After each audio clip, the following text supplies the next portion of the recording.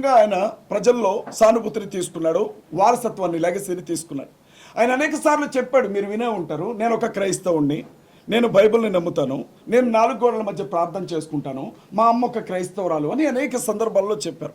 నేను ఆయన ఏమడుగుతున్నానంటే, మీరు ఒక మాజీ ముఖ్యమంత్రి, మీరు ఒక పార్టీ అధ్యక్షులు, 5 సంవత్సరాలు ముఖ్యమంత్రిగా పనిచేసినటువంటి వ్యక్తి మీరు ఏ క్రిస్టియన్ కమ్యూనిటీని, ఏ క్రిస్టియన్ రిలీజియన్ని ఓన్ చేసుకొని అనేక సందర్భాల్లో సుమారు అండి, మీరు నమ్మండి, 1,60,00,000 అనధికారిక ఓటింగ్ ఉంది ఆంధ్రాలో క్రిస్టియన్స్ది. 1,60,00,000 అనధికారిక ఓటింగ్. సర్టిఫికెట్స్లో చాలామంది హిందువులుగానే ఉన్నారు, కానీ వాస్తవంగా వాళ్ళు క్రిస్టియన్స్గా ఉంటారు. చాలామంది అనుకుంటారు మాలమాదిగలు మాత్రమే క్రిస్టియన్స్ అనుకుంటారు, అది తప్పండి.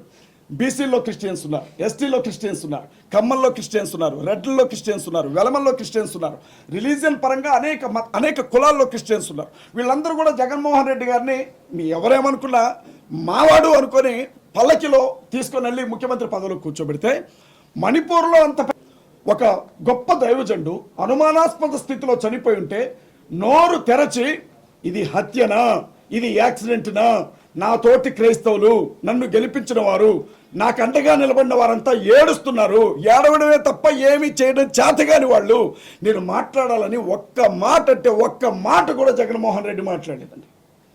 నేను అడిగాను జగన్మోహన్ రెడ్డి గారిని, కనీసం ఇది 2 రాష్ట్రాల సమస్య అయిపోయింది.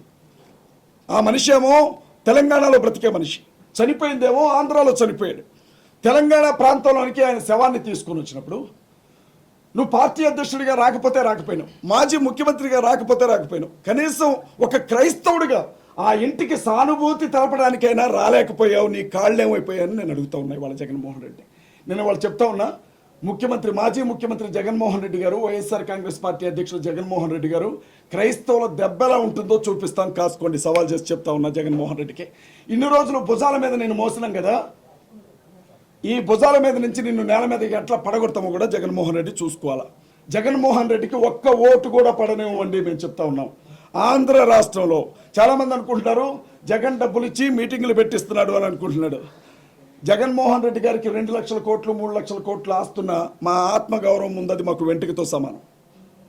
చేతులు చాపి వాళ్ళ దగ్గర వీళ్ళ దగ్గర డబ్బు తీసుకొని ఒక మనిషి చావుని ఉపయోగించుకోవాలనుకునే దుస్థితికి మేము ఇంకా దిగజారలేదు.